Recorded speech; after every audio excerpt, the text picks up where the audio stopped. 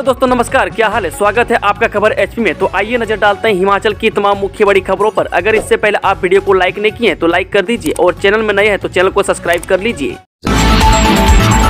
महीने के आखिरी शनिवार बैग फ्री लगेंगी कक्षाएं। जो शिक्षा विभाग ने प्रदेश के सरकारी स्कूलों को महीने के आखिरी शनिवार को बैग फ्री डे मनाने के निर्देश जारी कर दिए हैं, ताकि छात्रों को महीने में एक दिन अपनी संस्कृति व खेलकूद गतिविधियां करवाई जा सके। छात्रों को इस दिन कक्षाओं में पढ़ाया नहीं जाएगा, बल्कि दिन भर अलग अलग कार्यक्रम आयोजित करवाए जाएंगे। स्कूलों में दिन भर क्या क्या गतिविधियां आयोजित करवाई जाएगी, इसको लेकर रूपरेखा तैयार की गई है। बता दें कि उसके मुताबिक ही स्कूलों में दिन भर कार्यक्रम आयोजित किए जाएंगे। ऐसे में छात्रों को भी अपनी भारी भरकम बैग से एक दिन निजात मिलेगी। 7 मई को घोषित हो सकता है 10वीं कक्षा का परीक्षा परिणाम। हिमाचल प्रदेश स्कूल शिक्षा बोर्ड 7 मई को 10वीं कक्षा का परीक्षा परिणाम घोषित कर सकता है। बता दें कि बोर्ड की ओर से परीक्षा परिणाम घोषित करने की तैयारियां लगभग पूर्ण कर ली गई है। वहीं 10वीं कक्षा की परीक्षाएं 2 मार्च से शुरू होकर 21 मार्च को संपन्न हो गई थी। वहीं 10वीं में लगभग 91,183 नियमित विद्यार्थियों ने परीक्षा दी है। इस बार परीक्षा परिणाम को जल्द घोषित करने के लिए बोर्ड ने तकनीक में कई बदलाव किए थे। वहीं हिमाचल प्रदेश स्कूल शिक्षा बोर्ड सचिव डॉक्टर मेजर विशाल शर्मा ने कहा कि 10वीं कक्षा का परीक्षा परिणाम लगभग तैयार हो चुका है। वहीं मंगलवार तक 10वीं कक्षा का परिणाम घोषित कर दिया जाएगा। क्रिकेट प्रेमियों में पीली जर्सी खरीदने का रहा क्रेज, रेहड़ी फेड़ी कारोबारियों की चांदी। जो एचपीसीए स्टेडियम धर्मशाला में रविवार को आईपीएल का मैच चेन्नई की टीम और पंजाब की टीम ने मैच खेला, जिससे स्टेडियम के बाहर रेहड़ी फेड़ी कारोबारियों का कारोबार गुलजार रहा। इस दौरान धोनी की 7 नंबर वाली टी शर्ट हाथों हाथ बिक गई। रेहड़ी फेड़ी धारकों को विश्व कप मैचों में कारोबार मंदा देखने को मिला था, लेकिन आईपीएल के पहले मैच में कारोबार में थोड़ा उछाल देखने को मिला है। बता दें कि इस मैच में लोगों को ज्यादा रुझान चेन्नई की टीम के लिए देखा गया। धर्मशाला की सड़कों में पीली टी शर्ट के साथ लोगों ने जमकर धोनी को देखने का रुझान दिखाया। लोगों की सुबह 11 बजे से ही स्टेडियम के बाहर भीड़ लगी रही, जिस वजह से रेहड़ी फेड़ी कारोबारियों का भी अच्छा कारोबार रहा और उन्होंने उम्मीद जताई कि इस बार के आईपीएल के मैचों से उनका कारोबार तरक्की में जाएगा। 250 सीट का आंकड़ा भी पार नहीं कर पाएगी बीजेपी, कैबिनेट मंत्री अनिरुद्ध सिंह का बड़ा दावा। हिमाचल प्रदेश में लोकसभा चुनाव को लेकर प्रचार जोरों पर है। वे प्रचार के साथ पार्टी के पदाधिकारियों और कार्यकर्ताओं की बैठक का दौर जारी है। राजधानी शिमला स्थित राजीव भवन में कुसुमपट्टी विधानसभा क्षेत्र के तहत पदाधिकारी और कार्यकर्ताओं की बैठक हुई। बैठक की अध्यक्षता करने कुसुमपट्टी के विधायक और हिमाचल प्रदेश सरकार में ग्रामीण विकास मंत्री अनिरुद्ध सिंह पहुंचे। ग्रामीण विकास एवं पंचायती राज मंत्री अनिरुद्ध सिंह ने कहा कि भारतीय जनता पार्टी को यह बताना चाहिए कि बीते 10 सालों में उनकी सरकार ने क्या किया है। उन्होंने कहा कि सत्ता में आने से पहले जो वादे किए थे उनका हिसाब भी जनता को देना चाहिए। उन्होंने कहा कि बीजेपी दावा तो एनडीए के 400 पार का कर रही है, लेकिन वास्तव में बीजेपी 250 सीट का आंकड़ा भी पार नहीं कर पाएगी। अब हिमाचल में ज्यादा दिन नहीं चलेगी कांग्रेस सरकार, नेता प्रतिपक्ष जयराम ठाकुर का दावा। हिमाचल प्रदेश में 7वें और आखिरी चरण में लोकसभा के चुनाव है। वह कांग्रेस और भारतीय जनता पार्टी लगातार प्रचार में जुटी हुई है। इस बीच नेताओं में बार पलटवार की सिलसिला भी लगातार जारी है। वह नेता प्रतिपक्ष जयराम ठाकुर ने कहा कि हिमाचल प्रदेश में मुख्यमंत्री सुखविंदर सिंह सुक्खू के नेतृत्व वाली सरकार लोकतांत्रिक मूल्यों का हनन कर रही है। उन्होंने कहा कि सुक्खू सरकार अल्पमत है। इस सरकार को बचाने के लिए बजट सत्र के दौरान विधानसभा अध्यक्ष ने बीजेपी के 15 विधायकों को गलत तरीके से सस्पेंड किया। उन्होंने कहा कि प्रदेश में यह सरकार अब ज्यादा दिन तक चलने वाली नहीं है। मानहानि केस में सीएम सुक्खू को हाईकोर्ट का नोटिस, 16 मई को होगी अगली सुनवाई, जाने क्या है मामला। जी, हिमाचल प्रदेश के मुख्यमंत्री सुखविंदर सिंह सुक्खू को हाईकोर्ट ने मानहानि केस में नोटिस जारी किया है। बीजेपी नेता सुधीर शर्मा की तरफ से मुख्यमंत्री सुखविंदर सिंह सुक्खू के खिलाफ दायर किए गए मानहानि मामले में न्यायमूर्ति सत्येंद्र द्विवेदी ने नोटिस जारी किया। मामले की अगली सुनवाई 16 मई को होगी। बता दें कि ऊना की कोटलीहड़ विधानसभा से चुनाव प्रचार की शुरुआत करते हुए मुख्यमंत्री कांग्रेस के बागी विधायकों पर जमकर बरसे थे। जनसभा को संबोधित करते हुए मुख्यमंत्री ने आरोप लगाया था कि बागी विधायक 15-15 करोड़ रुपये में बिके हैं। उन्होंने बागी विधायकों को सबक सिखाने का आह्वान किया। अदालत सुधीर शर्मा की याचिका पर सुनवाई कर रही थी। सुधीर शर्मा ने मुख्यमंत्री सुक्खू के बयान को आपत्तिजनक मानते हुए हाईकोर्ट में याचिका दायर की। याचिका में उन्होंने हर्जाने के तौर पर 5 करोड़ रुपये का दावा किया। वह अदालत ने मीडिया में 4 और 5 अप्रैल को प्रकाशित खबरों को भी आधार बनाया है। वह 25 अप्रैल को हाईकोर्ट में याचिका दायर की गई थी। केंद्र में कांग्रेस की सरकार बनते ही खत्म होगी अग्निवीर योजना, आनंद शर्मा का ऐलान। जिस संसदीय क्षेत्र के कांग्रेस उम्मीदवार आनंद शर्मा धर्मशाला में पत्रकार वार्ता के दौरान मोदी सरकार पर हमला बोला। उन्होंने कहा कि केंद्र में कांग्रेस की सरकार बनने के बाद जनहित के खिलाफ योजनाओं को खत्म किया जाएगा। उन्होंने कहा कि पिछले 10 सालों में देश जिस दौर से गुजर रहा है वह जनता देख रही है। मैं भाजपा के देश को कई टुकड़ों में बांटने का काम किया। मैं 2014 में बेरोजगारी के ऐसे हालात नहीं थे जो 10 सालों में देखे जा रहे हैं। मैं भाजपा नो विकास नो नीतियों की बात करती है। वहीं आनंद शर्मा ने कहा कि भारतीय सेना की किसी सरकारी और किसी पार्टी की सेना नहीं है, यह हिंदुस्तान की सेना है। मोदी सरकार ने भारतीय सेना के लिए अग्निवीर योजना लागू कर सेना में भर्ती होने वाले युवाओं के साथ खिलवाड़ किया है। इस योजना के तहत 17 और 18 साल के बच्चे 4 साल के लिए सेना में भर्ती होंगे, मगर उसके बाद उसे कुछ नहीं मिलेगा। मैं अगर कोई सैनिक अग्निवीर बनने के बाद शहीद हो जाता है तो उस सैनिक को शहीद का दर्जा नहीं मिलेगा। मैं आनंद शर्मा ने कहा कि केंद्र में कांग्रेस की सरकार आते ही अग्निवीर योजना को खत्म किया जाएगा। विक्रमादित्य बोले, हमारी सबसे बड़ी स्टार प्रचारक है बड़ी बहन कंगना। जब मंडी लोकसभा सीट से कांग्रेस प्रत्याशी विक्रमादित्य सिंह और बीजेपी प्रत्याशी कंगना रनौत के बीच वाकयुद्ध लगातार जारी है। मैं एक बार फिर विक्रमादित्य ने कंगना पर तंज कसते हुए कहा कि हमारी बड़ी बहन हमारी सबसे बड़ी स्टार प्रचारक है। वह जितना ज़्यादा बोलती है उतना ही जनता हमें और आशीर्वाद देती है। उन्होंने कहा कि मुंबई से आए सैलानी की वापसी का पूरा बंदोबस्त हो गया है, अब जल्द ही बोरिया बिस्तर भी पैक होगा। वहीं आपको बता दें कि मंडी संसदीय क्षेत्र से 9 मई को विक्रमादित्य सिंह अपना नामांकन पत्र दाखिल करेंगे, तो दूसरी ओर 14 मई को बीजेपी प्रत्याशी कंगना रनौत भी अपना नामांकन पत्र दाखिल करेगी। वहीं 9 मई को होने वाली विक्रमादित्य सिंह के नामांकन पत्र को लेकर कांग्रेस द्वारा शेरी मंच मंडी पर एक विशाल जनसभा का आयोजन किया जाएगा। इसको लेकर कांग्रेस द्वारा तैयारियां पूरी की जा रही है। इसको लेकर विक्रमादित्य सिंह ने संसदीय क्षेत्र की जनता से कार्यक्रम में बढ़ चढ़कर भाग लेने का आग्रह किया है। नेगी की बीजेपी नेताओं को चुनौती है, दम तो एनपीएस के 9,000 करोड़ को केंद्र से वापस लाएं। जब मंत्री जगत सिंह नेगी ने बीजेपी पर निशाना साधते हुए रविवार को कहा कि हिमाचल में बीजेपी ओपीएस को बंद करने की मंशा रखती है, लेकिन चुनावों के वक्त लोगों को गुमराह करने का प्रयास हो रहा है। वह कांग्रेस सरकार ने कर्मचारी को ओपीएस का लाभ दिया, वह जिसे कानूनी रूप से भी सरकार मजबूत करेगी ताकि कर्मचारी इसे कभी वंचित न हो। जगत सिंह नेगी ने हिमाचल बीजेपी नेताओं को चुनौती देते हुए कहा कि अगर बीजेपी नेताओं में दम है तो केंद्र में एनपीएस के तहत कटे कर्मचारियों के 9,000 करोड़ रुपए के हिस्से को प्रदेश को दिलाएं, नौकी कर्मचारियों को झूठ बोलकर गुमराह करें। नेगी ने आगे कहा कि बीजेपी लगातार कह रही कि अगर बीजेपी सत्ता में आएगी तो ओपीएस को बंद नहीं किया जाएगा, इसे जारी रखा जाएगा। जबकि राजस्थान में बीजेपी ने सरकार बनते ही ओपीएस बंद कर दी और पीएम मोदी भी राज्यसभा सत्र के दौरान ओपीएस को पूरे देश में बंद करने का बयान दे चुके हैं। तो क्या हिमाचल प्रदेश में बीजेपी नेता पीएम मोदी से ऊपर का दर्जा रखते हैं जो इस तरह का बयान दे रहे हैं? धर्मशाला स्टेडियम में पेन, सिक्के, कड़े ले जाने पर प्रतिबंध, हर गेट पर होगी चेकिंग। आईपीएल के धर्मशाला में 5 और 9 मई को होने वाले 2 मैचों के दौरान पुलिस की तरफ से कड़ी सुरक्षा रहेगी। दर्शकों को स्टेडियम के अंदर प्रवेश करते समय कई बातों का ध्यान रखना होगा। स्टेडियम में कई चीजें अंदर ले जाने के लिए प्रतिबंधित की गई है। पेन, पेंसिल, सीटी, हेलमेट, सिक्के से लेकर पानी की बोतल तक अंदर नहीं ले जा सकेंगे। दर्शकों को खाने पीने की चीजें स्टेडियम में मिल जाएगी। ये सारी जानकारी दर्शकों को टिकट पर अंकित है।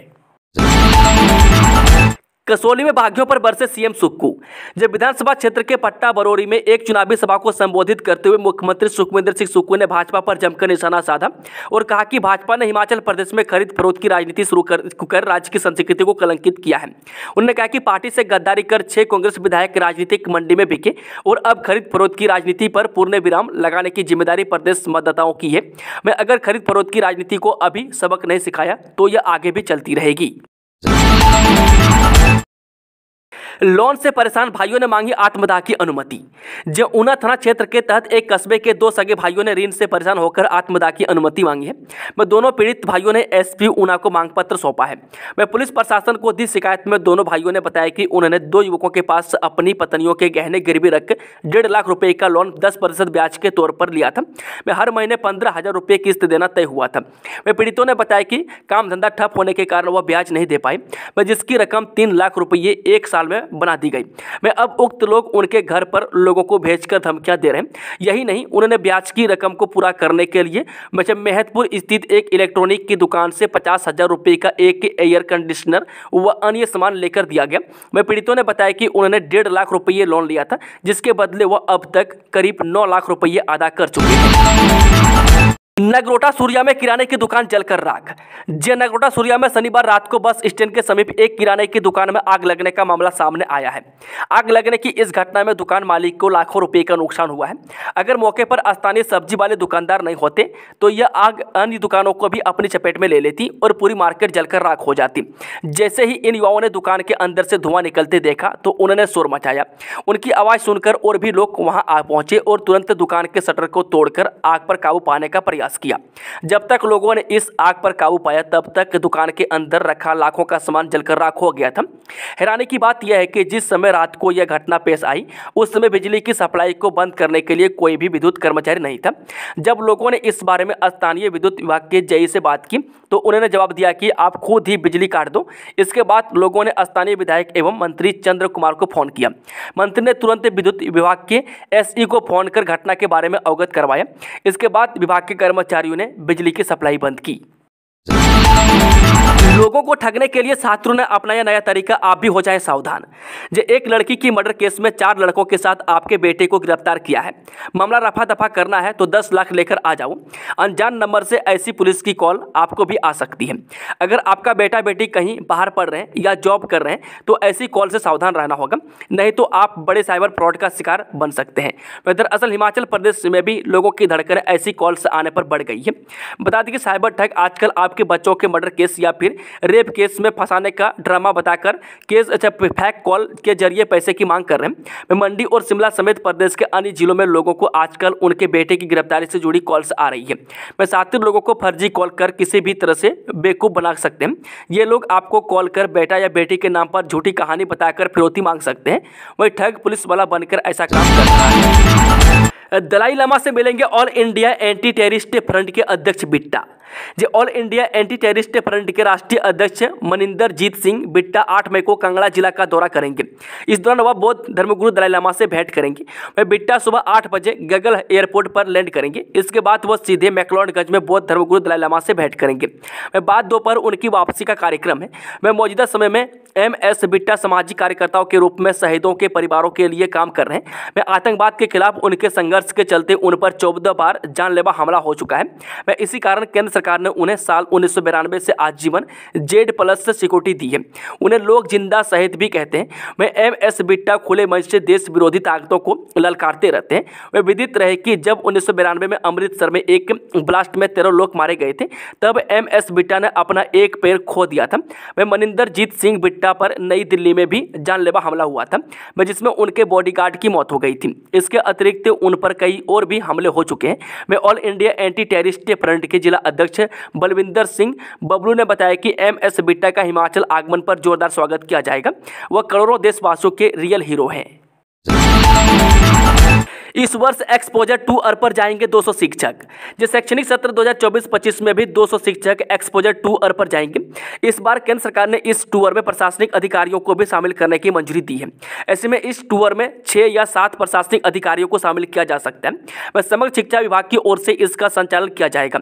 बताया जा रहा है कि इस बार विभाग शिक्षकों को इंग्लैंड, ऑस्ट्रेलिया, फिनलैंड, नॉर्वे का एक्सपोजर टूर करवा सकता है। वह जिन देशों में एजुकेशन स्टैंडर्ड बेहतर है विभाग शिक्षकों को उन देशों में एक्सपोजर टूर करवाएगा। हालांकि बीते शैक्षणिक सत्र 2023-24 में विभाग ने 200 शिक्षकों को एक्सपोजर टूर करवाया। इन शिक्षकों को सिंगापुर भेजा गया था, जहां इन्हें स्कूलों की कार्यप्रणाली दिखाई गई है। शिमला के लोअर बाजार में नगर निगम की कार्रवाई, 5 तह बाजारियों का सामान जब्त। जिस शिमला में तह बाजारियों की मनमानी दिन प्रतिदिन बढ़ती जा रही है। मैं MC प्रशासन की ओर से कार्रवाई करने के बावजूद ये तह बाजारी अपनी मनमर्जी करते रहते हैं। वे लोअर बाजार में अक्सर दुकानदार अपनी दुकानों का सामान सड़कों में फैला रहे हैं। वह साथ ही यहाँ पर अवैध तह बाजारियों का भी आलम बना हुआ है। ऐसे में नगर निगम हर रविवार इन पर कार्रवाई अमल में लाता है। इसके बावजूद यहाँ पर अतिक्रमण या अवैध तह बाजारी पर रोक नहीं लग रही है। रविवार को भी नगर निगम ने करीब 5 अवैध रूप से दुकानें लगाने वाले पर कार्रवाई की है। इसमें दुकानदारों सहित अवैध तहबाजारियों का सामान जब्त किया गया है। नाहन मेडिकल कॉलेज में PGI व IGMC की तर्ज पर ब्लॉक सिस्टम लागू, अब ब्लॉक B में होगी OPD। जब doctor YS Parmar medical college एवं अस्पताल नाहन में आने वाले मरीजों व उनके तीमारदारों को अब विभिन्न तरह की चिकित्सीय सुविधाओं के लिए यहाँ वहाँ भटकना नहीं पड़ेगा। PGI चंडीगढ़ व IGMC शिमला की तर्ज पर मेडिकल कॉलेज नाहन में भी ब्लॉक सिस्टम को लागू कर दिया गया है। बता दें कि प्रथम चरण में विभिन्न ब्लॉकों की इमारतों के A से लेकर J तक नाम रख इमारतों पर साइन बोर्ड लगा दिए गए। कॉलेज के शेष हिस्सों को भी इसी तरह ब्लॉक ब्लॉक सिस्टम में बांट दिया जाएगा, जिससे संबंधित साइन बोर्ड भी जल्द ही लगा दिए जाएंगे। वहीं प्रबंधन के अनुसार पुराने कोविड आइसोलेशन वार्ड को ब्लॉक ए का नाम दिया गया। इसी तरह ब्लॉक बी में ओपीडी, ब्लॉक सी में प्रिंसिपल ऑफिस, ब्लॉक डी में ब्लड बैंक व एमएसओ ऑफिस, ब्लॉक ई में अल्ट्रासाउंड व एक्सरे की सुविधा को रखा गया। वहीं ब्लॉक एफ में मरीजों को आपातकालीन व इंडोर की सुविधा उपलब्ध होगी। वहीं नर्सिंग स्कूल को ब्लॉक जी व टीबी सेंटर को ब्लॉक एच का नाम दिया गया। इसी तरह एमसीएच सेंटर ब्लॉक आई और ब्लॉक जे में पैथोलॉजी डिपार्टमेंट होंगे। मेडिकल कॉलेजों के अन्य हिस्सों को इससे आगे का नाम दिया जाएगा।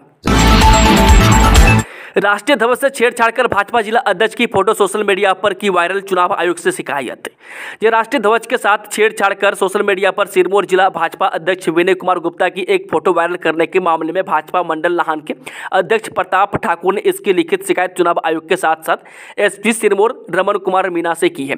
वह शिकायत में मंडल अध्यक्ष ने कहा कि हर घर तिरंगा अभियान के तहत 13 अगस्त 2023 को पार्टी के जिला अध्यक्ष विनय गुप्ता ने अपने फेसबुक अकाउंट पर राष्ट्रीय ध्वज थामे एक पोस्ट शेयर की थी।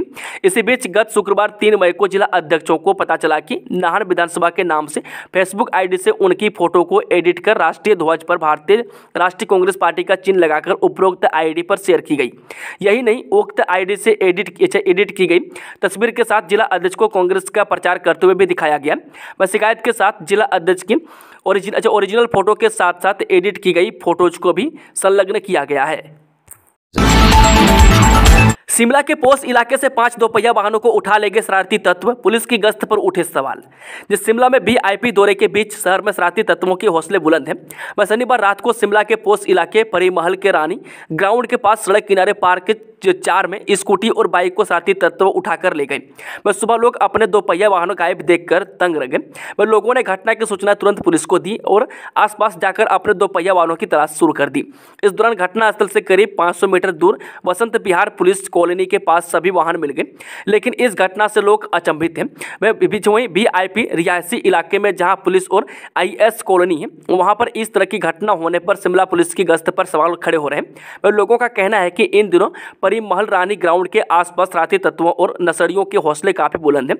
यहां रात के समय लोगों का चलना तक मुश्किल होता जा रहा है। वह लोगों ने पुलिस से इलाके में गश्त बढ़ाने की मांग की है ताकि इस तरह की घटनाओं पर अंकुश लग सके। सरकार ने नौनी विश्वविद्यालय के गैर सरकारी सदस्य मामले की जांच के दिए आदेश, बागवानों का ये है आरोप।